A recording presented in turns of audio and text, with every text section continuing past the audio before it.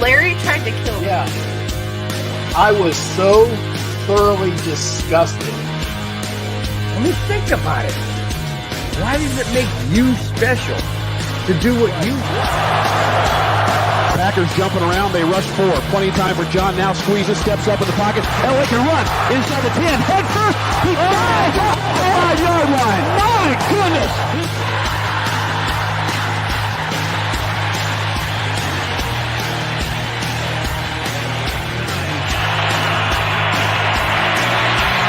Rushing 4, ball comes out of the hands of Newton.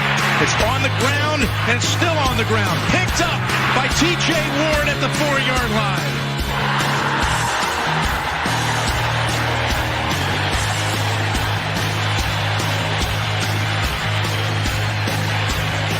There's also Brian Clady and Ron Miller. 3rd and long 3. Going deep. Oh, and he's got Thomas. Goodbye. Touchdown.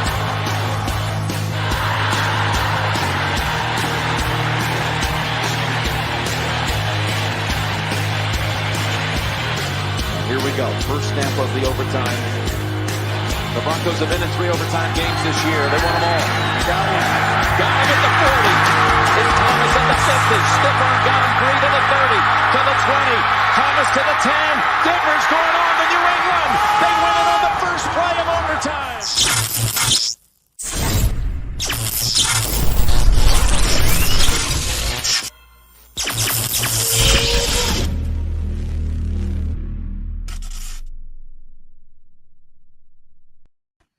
And welcome to the show. My name is Mundungus Creevy, and I am joined, as always, by my co-host, Mr. Boggins. And you are currently tuned into the 5280 podcast on the MHRT Network. We are a fan-led, Broncos-based podcast, filling you in on all things Denver Broncos. Now, on short notice, he complains about the Denver Broncos and watches film. He's the owner of Frankie'sFilm.com, writer with Broncos Insight and Mile High Report. Ladies and gents, Frankie Abbott joining us today. How's it going, Frankie? Oh, it's going great, guys. It's going great. How are you guys doing today? Good. Not too bad. A little sore from last night. I was at the game. And because I live in Seattle. Was there. It was as loud as can be. Walked in decently confident. Walked out slowly and pretty downtrodden, just a little bit, just a little bit. But I mean, all in all, it was a good time. Yeah. What did you wear to the game? You get a good amount of heckling? Yeah. I had my Rush jersey on. My Rush Color Rush jersey with some custom J's on, and yeah. We got plenty of it on the way out of there. That's for sure. Well, heck yeah, man. That's awesome to hear. I mean, that's sick that you get to be in the environment. Yeah, it's a very interesting environment, to say the least. It's really surprising how much the Seahawk fans have just embraced let's hate Russ now. Yeah. There were literal signs when we went out there, like people were holding signs that said Gino would have handed off to Marshawn. There were ones that just like Russell's face with a big X on it. They booed him every chance the screen showed him. Every time he walked out, they were vicious. But yeah, it was crazy time. Crazy time. Yeah, I did almost pass out though when Jerry Jeudy got that touchdown because I screamed so loud, lost my voice, and my wife had to catch me. But it was great. That's awesome, man. That's sick. Yeah. Except for obviously the end. Mm-hmm. Yeah. So some quick news before we go into the game recap. Quinn Miners is out for up to 4 weeks with a hamstring injury.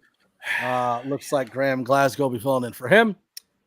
Denver signed tight end Dominique Daphne to the practice squad, released Dylan Parham. I don't know if that makes much of a difference unless he's coming up to the 53, but I can't imagine what for.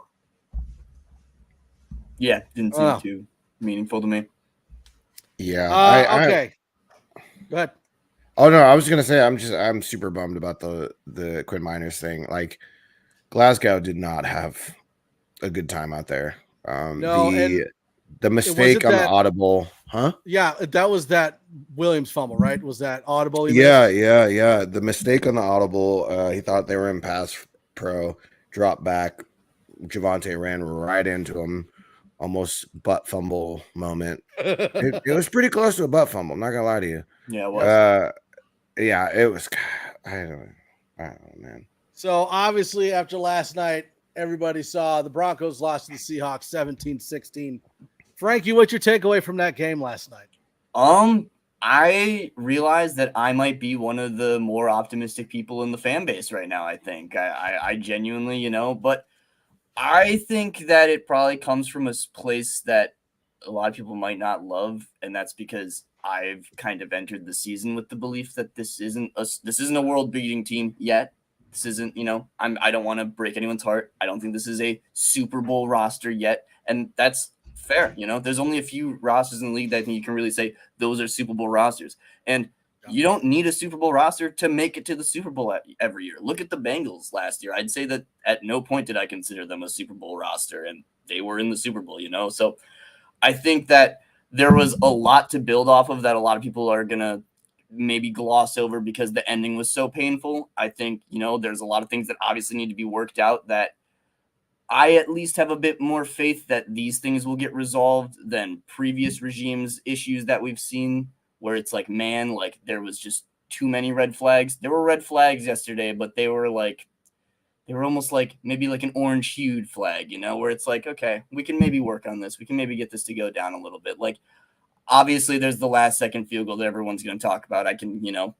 We can get into that a little bit extra, but I mean, the red zone issues were there. We saw lack of tackling consistency. We saw issues with penalty discipline. We saw, a lot of offense. We saw issues with the offensive line communicating and them having issues with getting the cadence in and getting plays out, which, we hear how difficult of an environment it was. And obviously it was incredibly, it was probably one of the louder games that's been in Seattle in the past few years, but that's no excuse. We knew Seattle was going to be like this going in, that it's a little bit jarring almost that, like, especially when you have a quarterback of Russell Wilson who spent a decade playing in the 12s, you'd think they'd be a little bit better prepared for the noise. Like, I genuinely think that at the end of the game, Hackett, I mean, he said this at one point, he said he was scared to have the offense try to draw the defense off sides on the 4th and 5 because he was scared their offense would jump and he didn't want to get back out of field goal range. So I think there was a lot to it. I think it was, a mixed bag, definitely a lot of ups and downs, but there were definitely more ups than, I think are going to be recognizable the day after the game just because of how painful that ending really was. Yeah. And go ahead. I mean, I completely agree. I think what I had said earlier on the pod that I didn't think this team was like they're not ready to go to the Super Bowl yet. And I also said that I absolutely loved our schedule this year because of how it's kind of built out, where it's decently easy up front and then it gets harder towards the tail end when you're really preparing yourself for the playoffs and after your team has built up a little bit more chemistry. But these were the games that we really had to win because this part of our schedule is like potentially the easiest of our whole entire schedule. And this was supposed to give way for our sloppiness. Like, we were supposed to get the rust out now, but still kind of come away with the win. And I mean, obviously we had the chances, we had multiple chances, and we shot ourselves in the foot so much. So like statistically improbable amount of much. Like, the fact that we fumbled on the one twice and gave it away is just like unheard of. And it's frustrating because you plan for the sloppiness, but then you get to that certain point and you're hopefully expecting at least a barely win. Like, if they would have gotten, like, at least managed the clock slightly better towards the end of the game and just gotten a few more yards to where it was reasonable for McManus to make it, we would have walked away with a win and no one would have said anything about it. Yeah. But the fact that, the fact that it was so clustered and so sloppy, and then we still lost is really, really unfortunate. Yeah, and I'm with Frankie on the seeing good things out there. I mean, I was happier with this game than I was at any point last year. 100%. You could see that it was. I mean, we outgained the Seahawks 180 yards on offense. Yeah, I mean, you absolutely. look at that gap, and that's what Kansas City did to Arizona. Mm-hmm. That, you know, so I mean, it should have been a blowout, and there were you could see that it could happen. It just didn't. I mean, offensively, we had 330 yards passing, which was an 8-yard average, which is pretty good. 103 yards rushing, 5.2 average. Javonte was averaging over 6 a carry. We had 443 total yards and 33 yards time possession. Which we didn't do a single time. That's the most yards we would have had last year. Like in the first game for Outten. Yeah, right. Exactly. Yeah. Sorry, I didn't mean to cut you off. No, it's fine. And I mean, like you look at the things that happened in the game, and the reason why, because like I went back today and I watched the game again and kind of looked at, tried to think of it in an analytical way, not an emotional way. I mean, the things that were wrong are things that are fixable. They're coachable issues. Like the problems that we had over the last couple of years was just terrible play calling or putting people in a bad position. And those are things you can't fix because that's the coach's problem. These are things that are fixable, like the missed tackles in the first half. You saw them adjust and fix it in the second half. And there were receivers that were open that Russ just missed, tight ends that were missed, running backs that were missed. And that's just getting used to the play calling and the plays themselves. So I'm a little more optimistic today than I was last night. Yeah. I just think that, like, I completely agree. I think that they are definitely better than they were last year. They played well last night, except for the occasion. I explained it to someone. It's like if someone else pushed the cart all the way towards the top of a hill and was like a foot away and then got tired. And then someone else came in and pushed it the rest of the way and was like, yeah, I did it. That's what it felt like the win for the Seahawks was. It was like the Broncos did all the work for them. And it was really frustrating to continue to be there and then like look up at the scoreboard and the stats on the scoreboard and just be like, we are completely dominating them, but we're just giving it back to them every chance we get, which was just insanely frustrating. But I am excited for, I really liked Hackett's scheme. I think it looked good. The defense definitely had its moments, but it's just a lot of fine-tuning stuff that I think can be done very easily through the rest of the season, especially next week against Houston.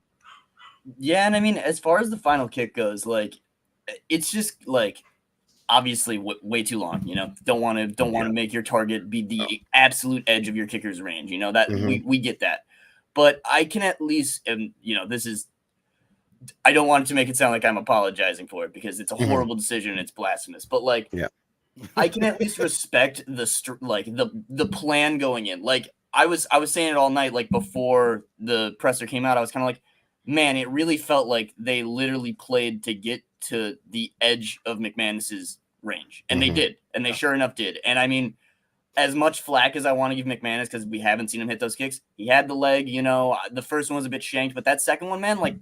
That's like a 2-yard miss. And like, while I really want to, obviously, you know, I am going to bash him a ton. It's a horrible decision. But like, while I really want to bash a coach for believing too much in his kicker, like, I think a lot of people have been like, oh, how is this going to look to Russ in the locker room and all this stuff?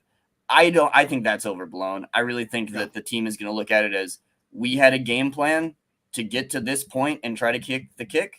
We executed that game plan and we just missed the kick. You know, I don't think it's a thing of, oh, they took the ball out of Russ's hands. I think if you really want to, like, I guess technically they did, but you could honestly say the same thing of it was in Russ's hands and he got them where they needed to go in Hackett's mind, you know, like, and that's the mistake is them believing that they had made it far enough. And that's, you know, that's correctable. Yeah. That's something that, you know, Dwayne Stukes and Hackett and McManus can all figure out together. And I mean, as silly as it sounds, like, now they know for future reference, all right, maybe we don't want to get McManus over 60 to end a game. You know, hopefully we can push to 55. Is that something you'd hope that a guy who's been in the league as long as Hackett and has a father named Paul Hackett would know before his first NFL game?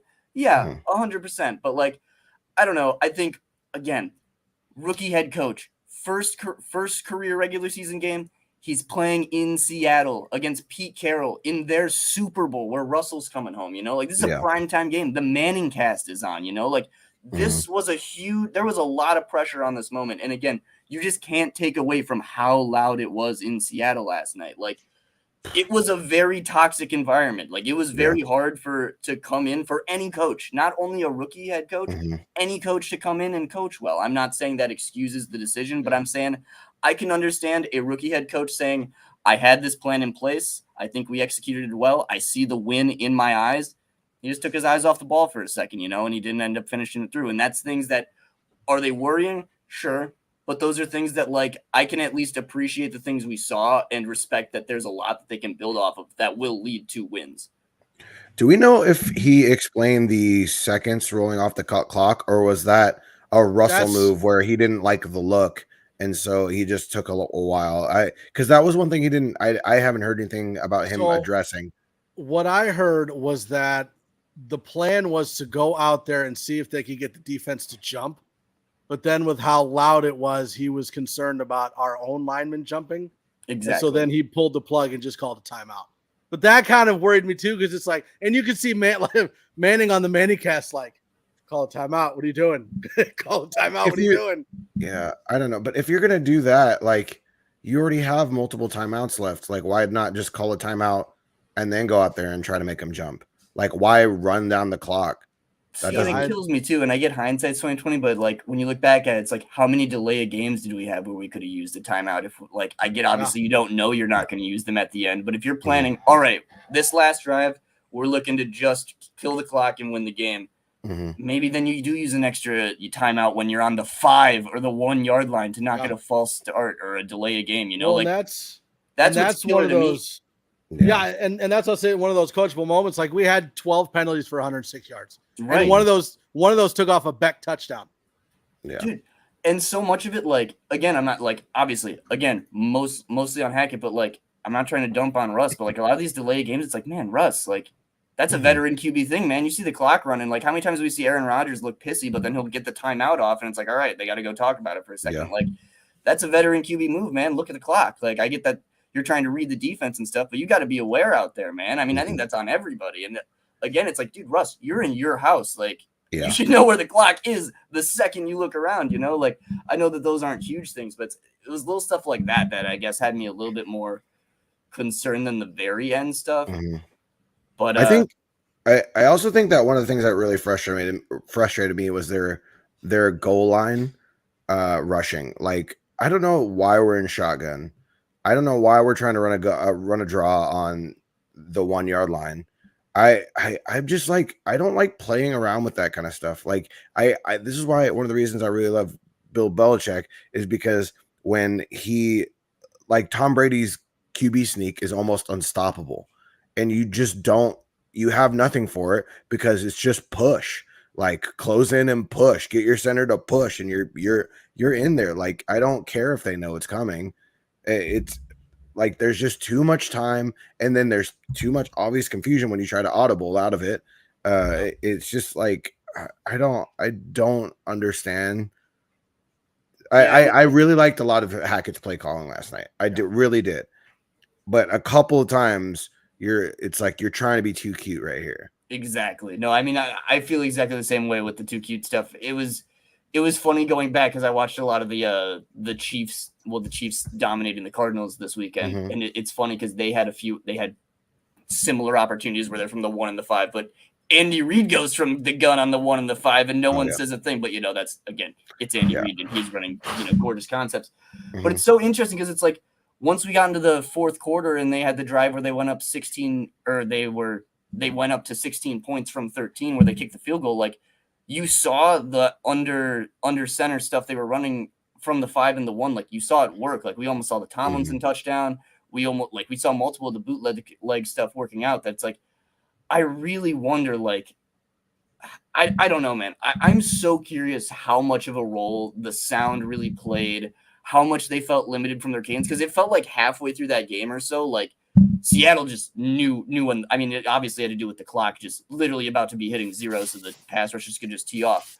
but it was insane how well the cadence seemed jumped on every single play. Like, it seemed like something had to be going on that, like, I don't know. I genuinely don't know what it was. Bro, if you could be there, you have no, like, you hear about how loud it is, but my God, you can't hear anything. It is insanely loud. And so I think they said it got to like 99 decibels on that reader. Yeah, last night.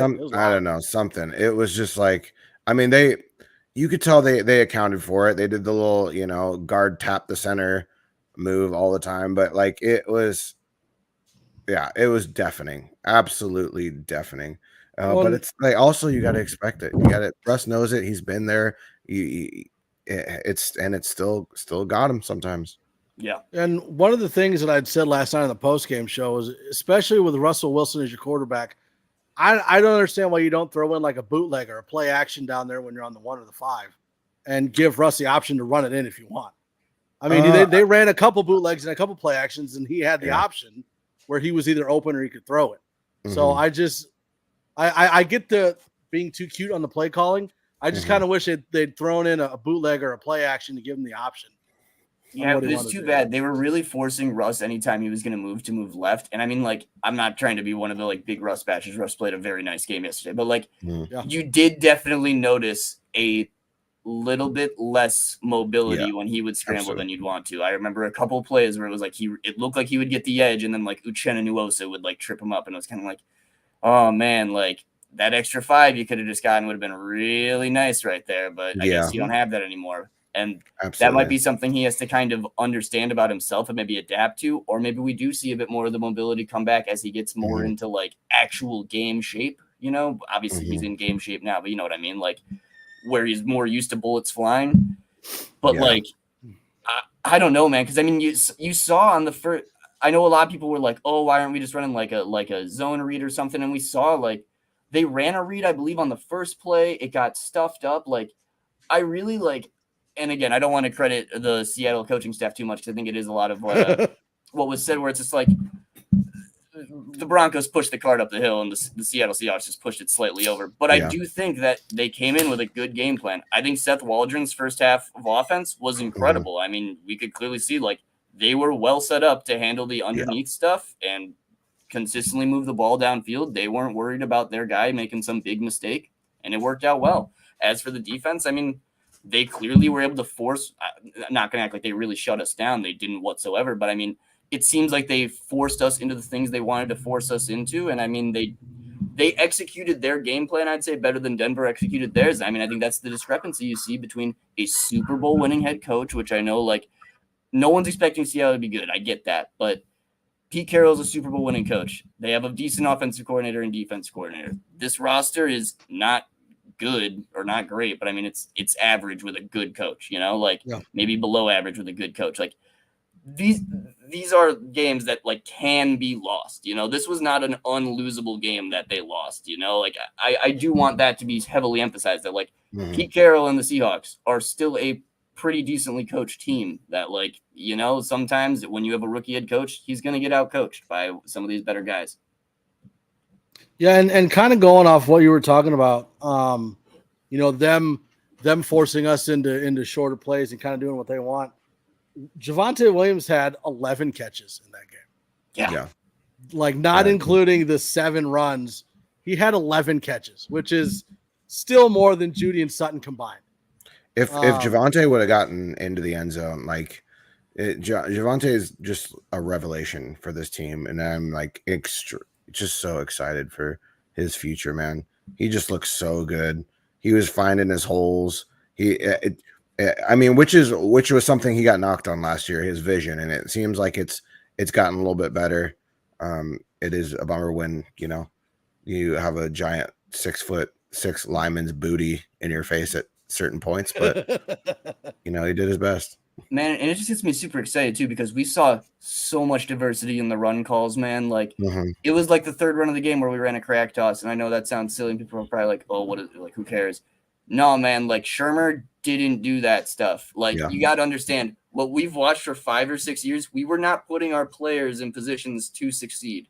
What I saw last night, at least from the offensive perspective, and yes, defensive too, but especially the offense, Javonte was getting in put in great positions to succeed. Same with Melvin. Like, I know we're going to bash Melvin for the fumble. Melvin looked good running the ball between the tackles, except for the fumble. Ran some nice angle routes. Like, I think Melvin had a pretty decent game outside of the fumble, and obviously Javonte did too, but we saw Cortland and Judy getting worked. We saw Judy getting moved around, not just as a decoy, getting put into different mismatches where he's able to break outside on linebackers or something like that. Like we saw Cortland Sutton being allowed to just be a big body in the middle for Russ to find. Like the tight end utilization, just like chef's kiss, gorgeous. Andrew Beck, thank you. We appreciate it. I guess do that more. Yeah. That'd be great. After that first, was that an overthrow? He just kind of a little bit, yeah. But then the blocks, man. I mean, like don't get me wrong, the catches are great, but like I was not like Russ throws a nice catchable ball, and that was one thing that was very nice to see. Is like I almost forgot what touch looks like in passes after watching Drew Lock just muscle everything in between defenders, but usually you get picked off. It's like, oh wow, Russ is pretty good at like, wait, that guy's open. I'll literally just butterfly pass it to him. How many times did we see an edge collapsing on Russ and he just floats it over to like Jerry Jeudy or Javonte for like 12 yards? Like it's night and day watching him out there, and it's frustrating though because like there's a lot of Broncos country that's just like they don't see that, and it's just to see the difference is just absolutely insane. The way he would move in the pocket, like he would literally step up to like the line of scrimmage, then watch him crash back or crash in front and then step back again, back into his pocket and then throw it downfield. And you're just like, we haven't seen that in years. And it's just so nice to see someone that is aware of what's around him and what's happening around him and where his reads are. And then just to put it in that KJ being on the sideline, I was like in the 100s, so I was pretty close and on one towards the side of one of the end zones where Jerry Jeudy caught the touchdown. Hell yeah! He threw one ball to KJ, and it was an incomplete pass. He threw it over 3 defenders, and that ball was in like there's no other place that ball could have been. And it was ridiculous. It was kind of like the Matt Ryan to Julio Jones in the Super Bowl throw. It was just like, how in the hell did you get that ball to like just like a quarter size placement? It was just absolutely, and like technically he would have had to been, he was rolling the opposite direction. That's right. He had pressure on him, rolling the opposite direction. And it was just like, man, if KJ would have gotten that other foot down, that would have been, my God.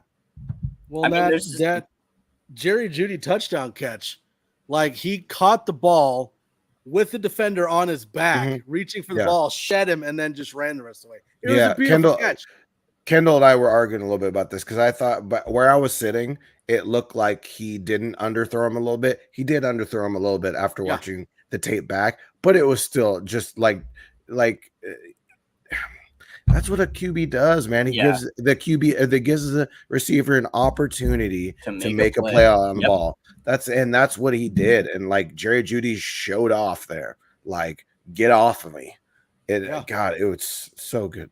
And what you're saying about the issues with the arm power, like it'd be one thing if we saw that showing up at other times during the game. But I mean, like there was like a 3rd and long throw he hit to Sutton where he stepped into a fastball on a stop route. And like, dude, like, Russ can still throw the ball pretty hard. I have no worries about his arm strength. I think just in that circumstance, it's like it's a chemistry thing. It's not you start getting used to game time speed of your receivers, and that once he gets that down, like it'll be like people try to compare this offense already to like the Bills and the Chiefs and the Chargers, and they expect them like, oh, they got to compete. It's like, bro, those guys have been in those systems for years now. Like not only are they elite quarterbacks, they've been in there for years, and they've had to be able to work with their receivers and their tight ends and their linemen with consistency and get chemistry between them. So like it's not just going to happen. And some people were talking about this is why you play in preseason. No, this is not why you play in preseason. I'm sorry. Bill. Like if Russell Wilson would have played in the preseason and he would have gotten hurt, then what? Right. That's what I don't play around with. Like I can deal with getting off a little rust early in the season. Fine. I'm not trying to get my franchise quarterback hurt for nothing. People were talking about 250 mils for what? Like, do you want 250 million on the bench or at home, sitting home watching the game with Sierra? I don't want that. No. I genuinely couldn't agree more. I think a lot of people are taking an emotional look at it. I mean, you look at the offense, 443 total yards. That puts us in the top 10 offenses for week 1. And I'm not saying that really means a lot, but when you have the offense and the defense both in the top 10 and we ended the game the way we did, can you see how good this team could be if they're able to figure out the things that went wrong? Because again, it wasn't a lack of offensive production. It was a lack of red zone scoring, Just whether execution. execution, whether it's penalties, whether it's fumbling on the one, whether it's an overthrow at the back of the end zone. Those are things that we can get figured out. Those are the things that are going to take time for them to figure out. But I mean, you look at Jerry Jeudy and how like terrible he was last year because they weren't giving the ball. 102 yards and a touchdown. He didn't have any touchdowns last year at all. Yeah, I mean, I think it was the official stat. Sorry, I think it was like 8-3 for people that did end up playing their starters a little bit, and then it was like 5-8 for teams that didn't play their starters. But again, it's exactly what you're saying, man. Where it's like, think about how much it sucked with Tim Patrick gone, and think about how much better the team would have looked with Tim Patrick on the field. Now, like, expand that to just one other player, or think about 2. God forbid, we would be in. I would be genuinely, then I would be concerned. If we were already down like 3 major pieces, that's where it would get definitely concerning. So I completely agree that like it was not, that does not make the biggest difference. That would like, I don't know. Who cares? I'm just begging Broncos country to have some patience. Like people expect everything out of like dance monkey dance. Like there's gonna be some sort of progression here, like to expect. Russ had I think he was 3rd in passing leaders this weekend, so like what do you want from him? Like, and before you say win, that wasn't his fault. No. So and I don't want to get too upset at Nathaniel Hackett because again, rookie head coach. I mean, we were saying the same thing about Vic Fangio. His first year was like, he's a rookie coach. Give him time to figure out the clock management. He never did. I'm hoping that Hackett can figure it out. Hackett called a dominant game, like straight up. He absolutely we dominated the Seahawks, and the problem. Yeah, it should have been blowout. If we would have gotten 2 yards total, 2 yards, we would have been a completely different narrative right now. Think about the Seahawks opening drive where they're an Alex Singleton tackle on Geno Smith, man. Dead to rights. You got him in your arms, man. And that play turns into a 40-yard broken play touchdown, you know? Like, the little differences in that game, man, were just insane. Now, I do kind of want to switch over to the adjustments we saw in the second half with the defense. I mean, in the first 2 quarters, the Seahawks offense could do whatever they want. And like, we were missing tackles. A lot of that was on Singleton. He missed a lot. And I wasn't a big fan, but he did end the game with the most tackles. But like Draymond Jones, Randy Gregory were tied for most QB pressures. So that's a good thing. Chubb had 2 sacks. And Pat Surtain, like, he allowed 7 catches for 36 yards and only allowed 5 yards after catch. So 5. Good. And that's on DK Metcalf. Yeah. I'm sorry I apologize for ever wanting Caleb Farley over Patrick Surtain. I wanted JC Horn. Yeah, just because of a scheme fit. And I'm like, I don't know if he's going to be a scheme for Fangio. I'm so sorry. Screw scheme fit. Screw it. Like, if you're this good, whatever. Like, just be on my team, please, God. Like, that dude is another revelation via George Payton. So thank you, Georgie. Yeah, and there were old like retired NFL players and current players coming on Twitter. You need to check this guy out. Like, it looks like he's a 10-year veteran. Even Richard Sherman, in the midst of his Russell Wilson hated, rants, is even like, hey man, this Surtain kid has some nice press technique. And then he went back to like, Russ. Stupid. Stupid Russ. Dude, the beef that's going on with the old Seahawks players in Russ, God, I cannot wait to hear about because it's going to be juicy. But like, wow, just they can't all be in the same room at their Ring of Honor parade or whatever. Their 20-year reunion. Yeah. Don't talk to me. Don't talk to me. Legion of what? I don't even remember. But yeah, do we know if we're going to be getting Josie Jewell back this next game? Was it just a one-game kind of cautionary thing, or is he out in multiple games? So with the injury report today, I don't know if they said if Josie will be back practicing this week. I know they're expecting Turner. I don't think they said anything about Josie, which actually is a huge bummer. But do we know why they played Fleming instead of Anderson at right tackle? I think they like Fleming won. Yeah, I mean, based on what I saw, like, and I like Calvin a lot, but I like, and I think a big part of it too is we just see that Calvin is better at left tackle. That I think the team is just of the mindset that's like, man, like, do we want to have, again, not trying to bash Calvin, do we want to have a liability at right tackle and then just kind of like I think Calvin's a good swing tackle. You know, I think now we have a good backup tackle that can play left and right side. Calvin looked pretty good on the right side. I will say, like, dude, they were not calling anything on our tackles, which was very nice of them. But like, I love Garrett, and I really hope Garrett's not sliding back a little bit. But man, Garrett's hands were sloppy last night. He was pulling the chokeholds like we saw back in like 2018, and I'm not trying to bash Garrett, but it's like he was going against like Uchenna Nwosu and like Boye Mafe, and like he's going to be going up against Joey Bosa and Khalil Mack and Chandler Jones. Those are guys he's going to have to face twice. Max Crosby. These are very, very, very good pass rushers who not only are they much more talented, they're going to get those calls if you're holding them left and right like he was last night. And it's like, man, I was a little bummed out with him, but I think I think Fleming's performance definitely got assisted by the fact that the refs weren't blowing much. But I mean, I was impressed. I mean, he was blowing open holes in the run game like we saw. So. Yeah, I'm excited to get the L22 just because I really want to see how much of it was offensive line, how much of it because at certain times the receivers weren't weren't getting open.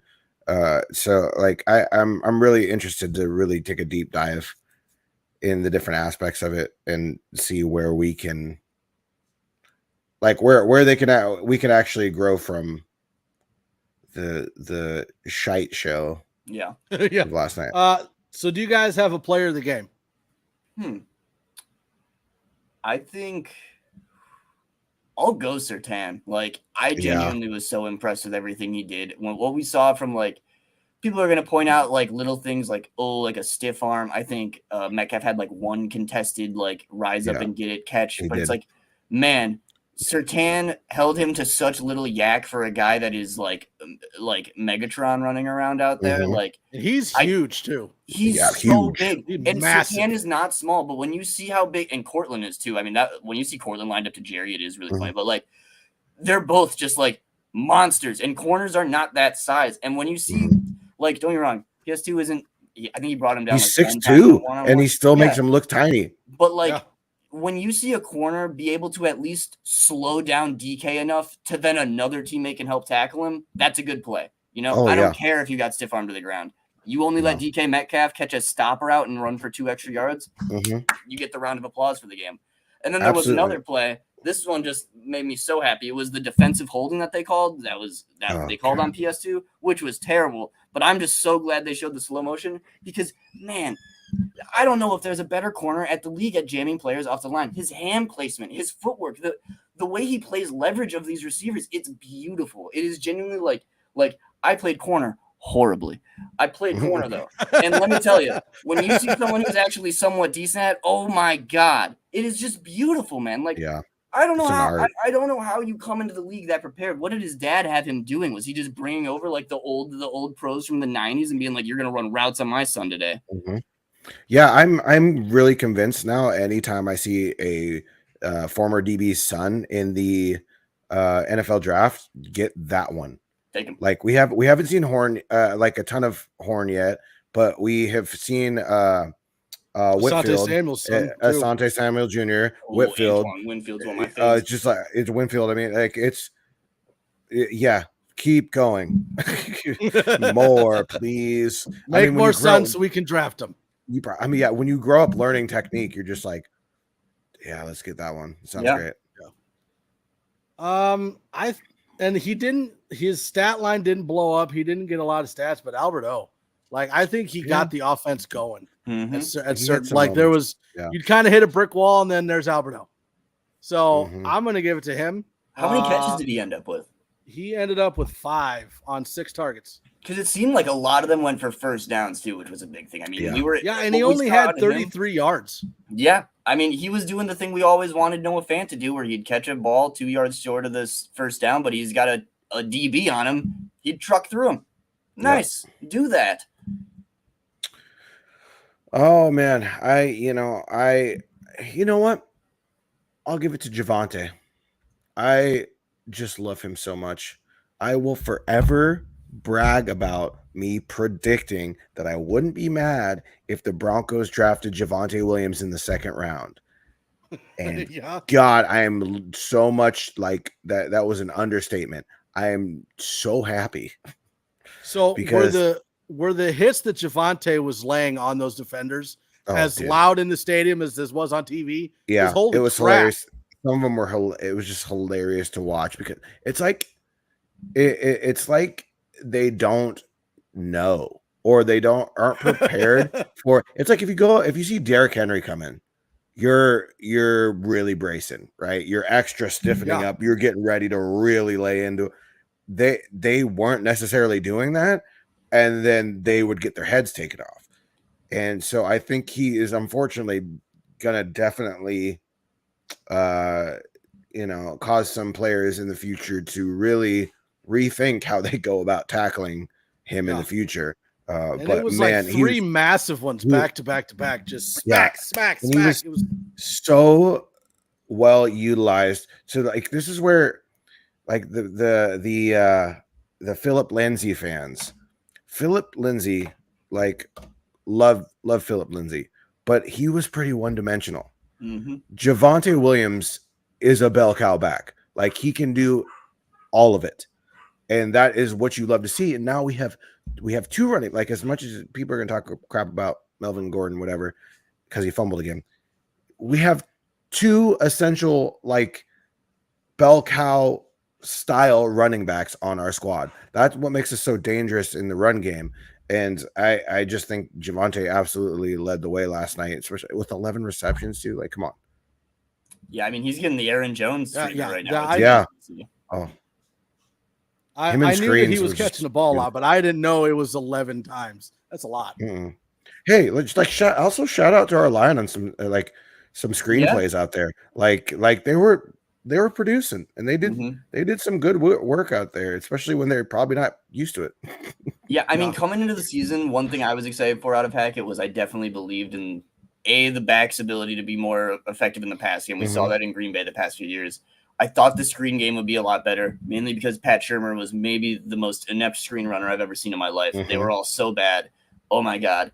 And yeah, man, like the offensive line was just moving out there. It was great. Like even when the backups came in, like you really saw guys like I loved seeing Lloyd getting downfield, even guys like Fleming getting downfield. Like it was just great to see. You could tell that they were really all working together. Javonte's clearly like willing to do it and is like, man, like it's like you said, I think you're right. Like I think players just don't look at him as the guy that's about to embarrass you with, oh my God, he just took my head off. And he just does. Like he doesn't look that way. Like you said, like he's not like a Derrick Henry, Marshawn Lynch. Oh, this guy is like at least 240 and is about to rip my face off. Like he looks a little sleek, but then man, like there was the one where, like, I'll be honest, I thought he could have probably cut in and got a few more yards, but he like went out of bounds on the like the boot play. I think it was like the final red zone drive where he got to like the 7-yard line, and like it looked like he could have cut in, and he just looked at this oncoming safety and said, "You are a child," and just put him in the dirt and then walked and then just stepped out of bounds nonchalantly. And it's like, oh my God, you disrespectful lad. Yep, absolutely. I also want to give a shout out to Lloyd Cushenberry. Yeah, like Lloyd was decent out there. He and one thing that I really liked when they came back out at halftime, they don't show this on camera, but when they came back out on at halftime, he stood there near the tunnel and high-fived every single person that came out of that tunnel. Like complete leader. He was also there when Glasgow backed into Javonte. He was there talking to Javonte or to Glasgow from the field all the way to the bench.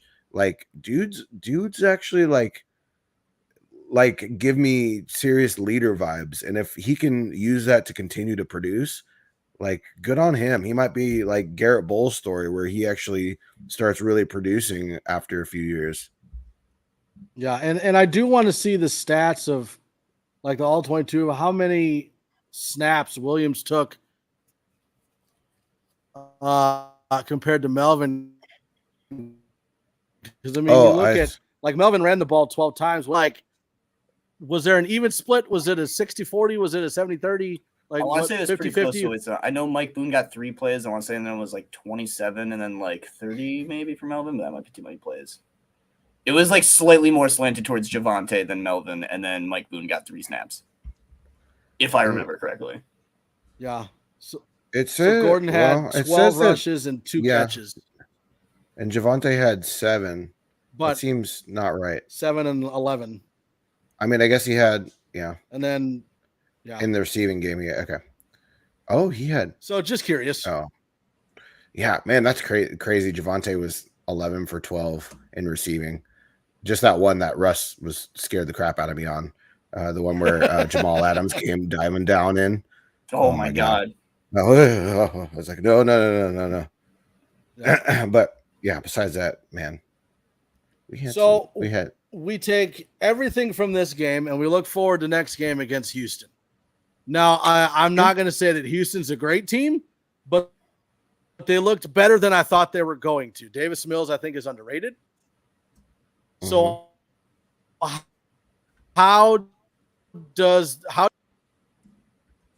So I think first and foremost, I think the Houston brings a better defense than we saw out of Seattle. I really like a lot of the pieces they brought in. I think Lovie Smith is a decent defensive coach. Well, not decent. I think Lovie Smith is a pretty good defensive coach.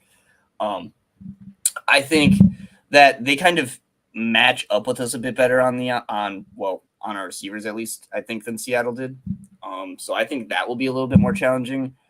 But I do think that obviously playing at home, having the crowd behind us, there won't be as much noise on offensive drives. We're going to see hopefully a lot more cleaned up stuff that like I don't want to say it because I didn't really see the last one being much of a game, but I don't see this one being much of a game. Like, I don't know. Houston's offense is very, very like not willing to press the issue. And I think Evero, I really think learned his lesson in the first half last week. Like, I think it was a lot of people are kind of losing their mind. Like, oh, why was Geno Smith allowed to carve up the defense? And I kind of want to be like, I think that the defense was was challenging Geno Smith to do that. And they just saw he was able to do it. Like, like I think they were kind of giving him the Drew Lock treatment of, we're going to drop a lot of people into zone. We're not going to send a ton of pressure at you. Let's see if you're willing to just take the throws we give you because most backups aren't. That's just the way it is. They want to force throws, and that's what it is. That's why we saw a little bit more Chubb and Gregory dropping, which I know drives everyone crazy. But like, I think then when we saw in the second half which is very, something that I was really excited to see is we saw the adjustment right away. Like Pat Surtain went from being like 8 yards off the line of scrimmage on DK Metcalf every play, where it was just like, oh, DK Metcalf just caught a very short underneath route. And that's why people were kind of being like, why is DK cooking PS2? And it's like, I don't know if you guys are actually watching what's happening on the screen right now. But like we saw the adjustments. We saw much more pressure getting sent. We saw the corners lining up more. We saw a much more competent and taking seriously of the other team in the second half that I think that is going to roll over a little bit into the second week, where I don't think Evero is going to come out and be like, let's see if Davis Mills can beat us. I hope that Evero says, no, we're going to kick the piss out of Davis Mills. Davis Mills is not completing 17 of 18 passes on us. Davis Mills is not looking like Tom Brady breaking out of sacks and throwing 40-yard touchdowns to a no-name tight end. Like, no, that's not happening anymore. We're gonna show what we can do because they have the talent to do it. I mean, Bradley Chubb and Randy Gregory looked great. I'll be honest, the Seahawks tackles impressed me somewhat. But once that game got going and they were able to pin their ears back, I mean, look out, man. DJ Jones looked awesome. Draymond was getting upfield. Yeah. I mean, it wasn't the dominant front seven performance I think that we were maybe hoping for when hearing the Seattle offensive line, but man, they did some stuff on tape that was very exciting. And Randy did not play that many snaps where it's like, man, if he's playing more next week with a 30% pressure win rate, good luck. He was definitely out of shape too. Like some of the guys out there, also one of the things they don't show on camera, they were kind of just like very slowly getting up and walking back, and like Randy was like visually very winded, which I think that they will obviously get back into playing shape, and that's kind of what happens, especially when you're Randy Gregory and haven't played in a while. So I'm very excited for this pass rush once we really get working with it, and once our inside linebackers are healthy again. Kareem was kind of a liability for a while there too, though, and that was worrying. But yeah, I don't know. I'm not saying put in Caden Steers or anything, but like yet. But I do think that's something that should definitely be looked at the end of the season, or maybe even mid-season. Yeah, I completely agree. So are we thinking the Broncos pull out a win at home against Houston?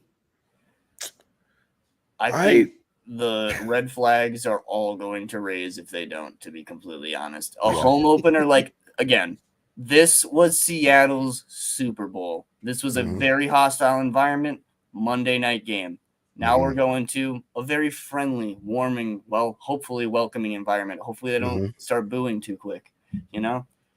We got a Sunday game at 3. That's when people nap. Just kidding. But, you know, it's not as much pressure on the stage. We're facing the Texans. We're facing another rookie head coach. We're not facing Pete Carroll and, you know, the history that's all over that stadium. We're facing the Texans, you know, pretty downtrodden team. But, again, it's another team where they're playing with house money. I think this is an exciting thing. I really want to get to tell those people.